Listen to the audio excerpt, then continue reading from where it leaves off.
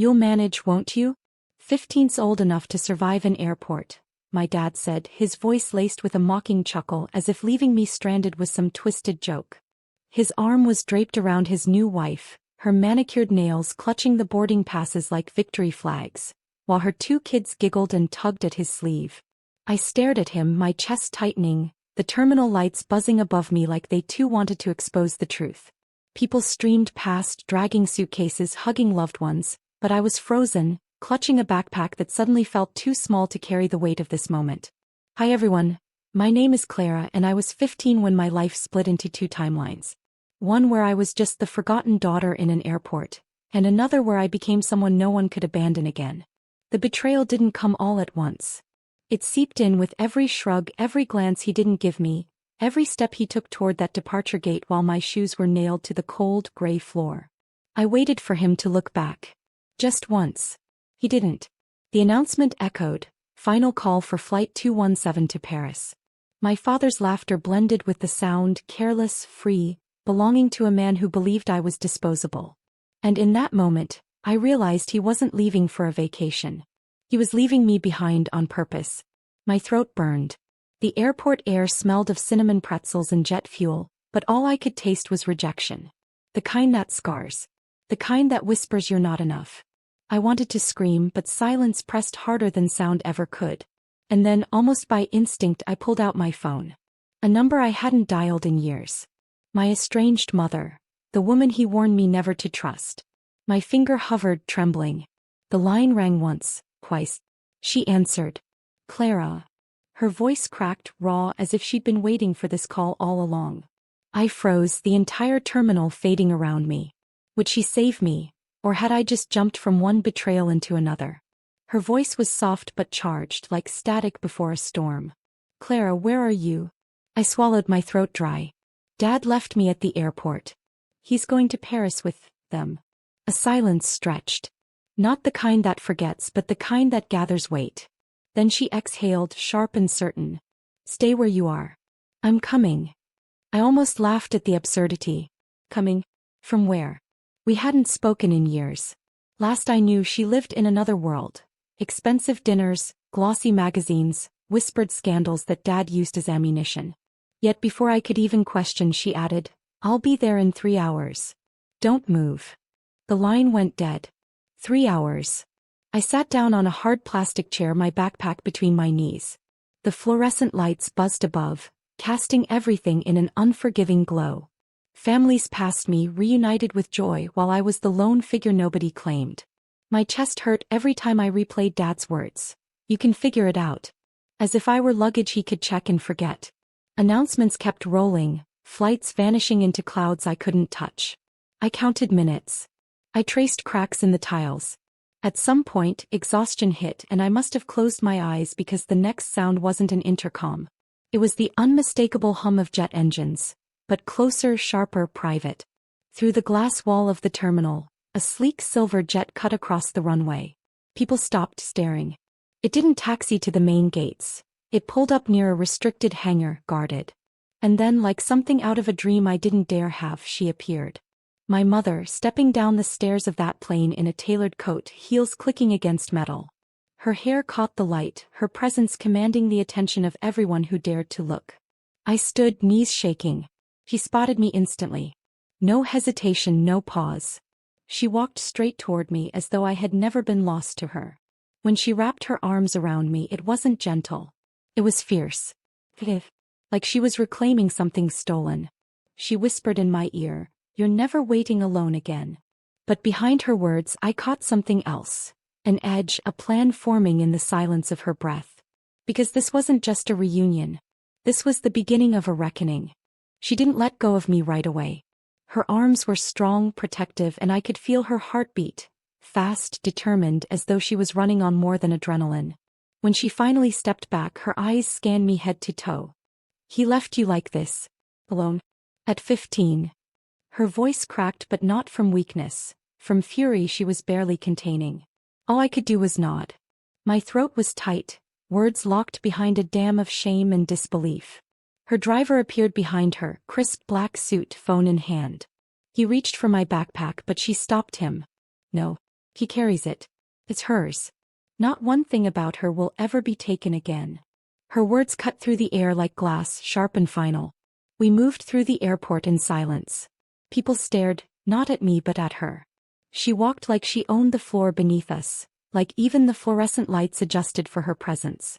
I followed, my sneakers squeaking, my heartbeat loud, wondering if I had just stepped out of abandonment into another kind of storm. The jet's interior swallowed me whole. Plush leather seats, soft lighting, the faint scent of expensive perfume mixed with polished wood. I sank into a chair, feeling too small, too rough for this world. My mother sat across from me, crossing her legs, her gaze fixed and unyielding. "Clara," she said, voice measured, "your father thinks he can erase me. He thinks he can erase you. But he's forgotten something." She leaned forward, her eyes narrowing like she was staring at a chessboard only she could see.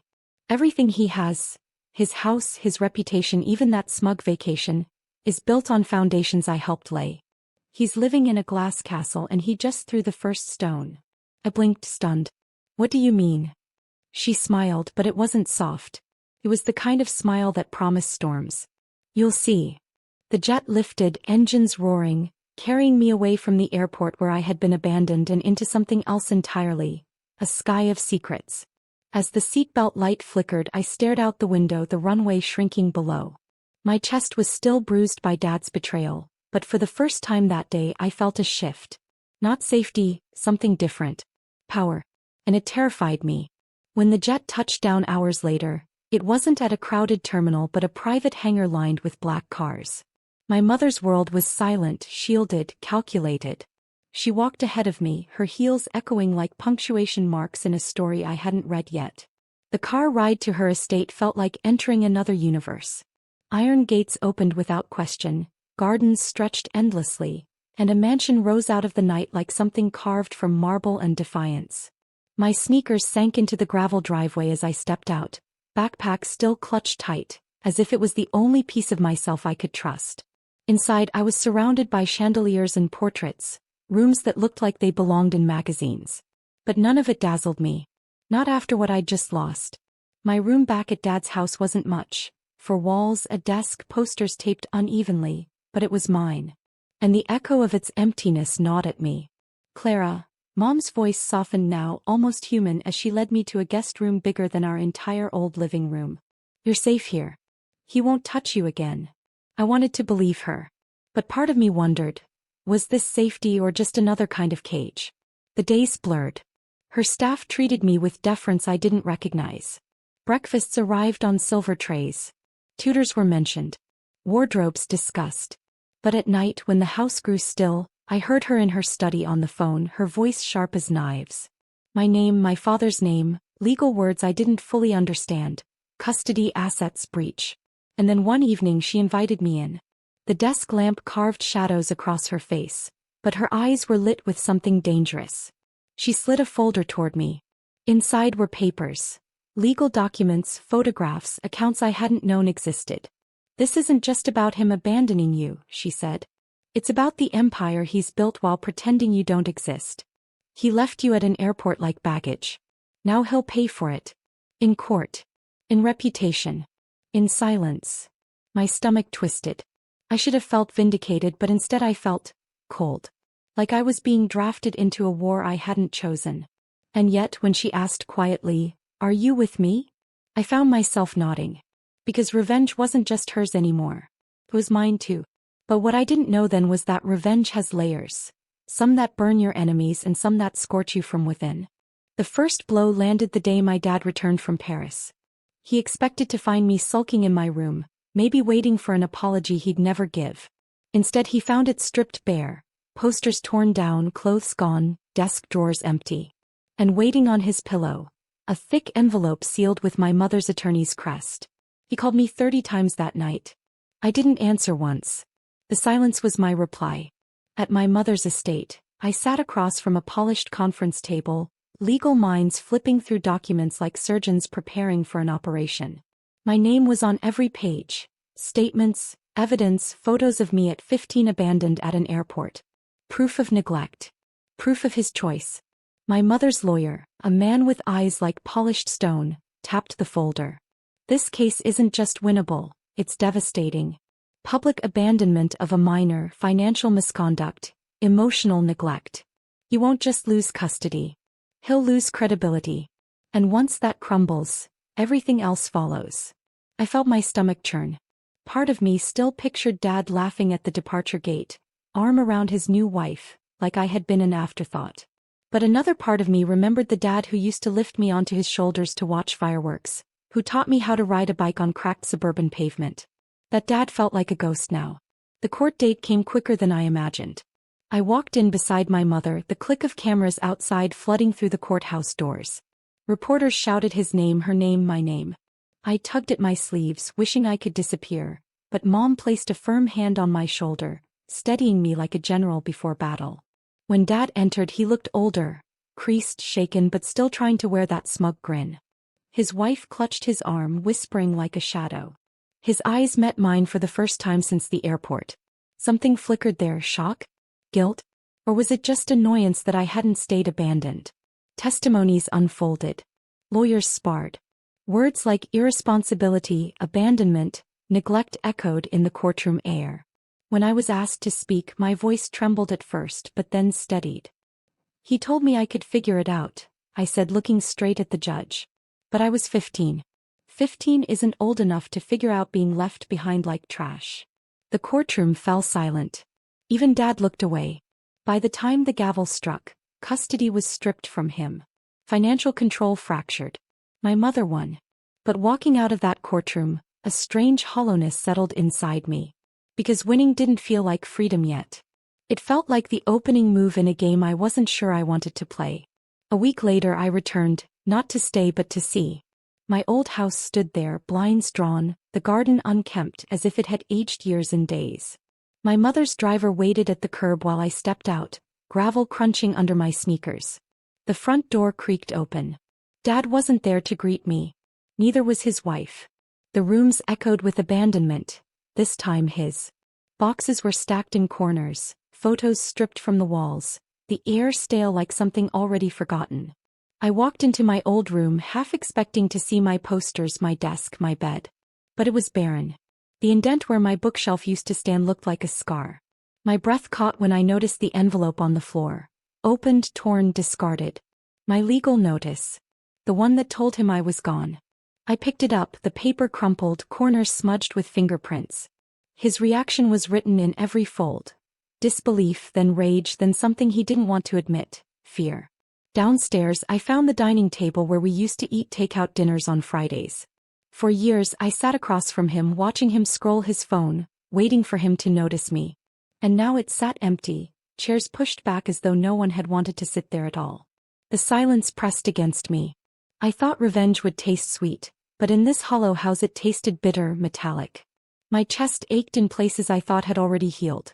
From the kitchen window I spotted him outside in the yard, alone. No wife, no kids, no smile. He was sitting on a broken lawn chair, head in his hands. Not the confident man who left me at the airport. Just a figure unraveling. He didn't see me and I didn't call out. Something inside whispered that this was part of it, the revenge my mother promised.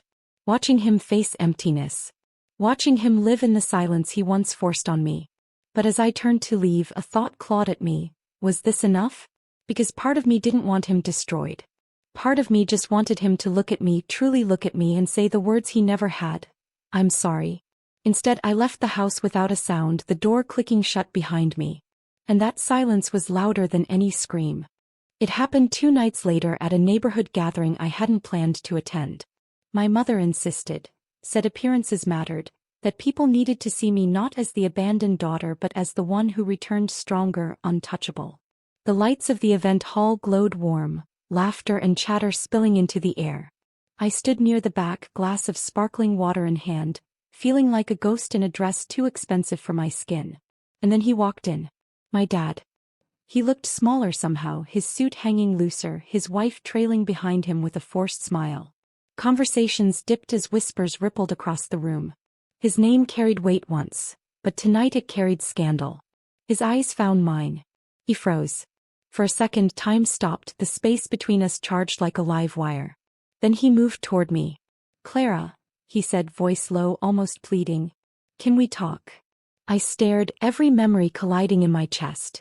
The airport, his laughter, his careless words. And then my mother's voice beside me, calm and sharp. Talk? In front of everyone. Before I could answer, she stepped forward, producing a small remote. The projector behind the stage flickered to life. Photos appeared, images of me alone at the airport, time-stamped, grainy but undeniable. Followed by flight records, bank transfers, hotel invoices, all proof of his choices. Gasps filled the room. Neighbors shifted uncomfortably. His wife's face drained of color. My father's jaw tightened, sweat glistening at his temple. He whispered, "You didn't have to do this here." But my mother only smiled. "You left her in public. She deserves the truth in public." I should have felt triumphant. Instead, I felt the weight of 100 eyes on me, pity and judgment woven together. My hands trembled, glass clinking. "Dad," I said finally, my voice carrying farther than I intended. "I didn't need riches or jets or lawyers. I just needed you not to walk away." The room fell into silence, heavy and suffocating. His lips parted, but no words came. For the first time he looked powerless, not because of my mother's evidence but because of mine. Because nothing he could say would erase what he'd already done. And in that silence, I realized revenge wasn't about ruining him. It was about making him feel the emptiness he had carved into me. After that night, the air around my father shifted permanently. Neighbors stopped inviting him. Business partners pulled away. His new wife left within weeks, taking her children with her. And the man who once abandoned me so easily now found himself abandoned in return. This time by choice, not accident. I didn't need to raise my voice. I didn't need to strike back with the same cruelty. The truth itself was enough. It spread through whispers and headlines, leaving him to sit in the ruins of his own decisions. Meanwhile, my life quietly rebuilt itself. I finished school under my mother's roof, but not as her shadow. This time as myself. The jet rides, the marble halls, the polished surfaces, they weren't mine. What was mine was the strength I'd found at 15 in an airport when no one else showed up. One evening months later, I passed by his house again. The yard was overgrown, shutters broken, lights off. I stood at the gate, the air heavy with stillness. For a second, I wondered if he'd look out, if he'd finally say the words I had waited for. But the windows stayed dark. And in that quiet, I let go of needing them. His apology, his recognition, his love, they were weights I no longer carried. I had survived his abandonment, and in doing so, I had built something he could never touch.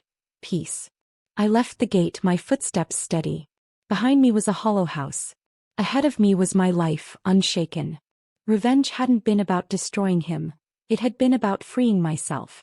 And in that freedom, I finally closed the chapter that began at the airport.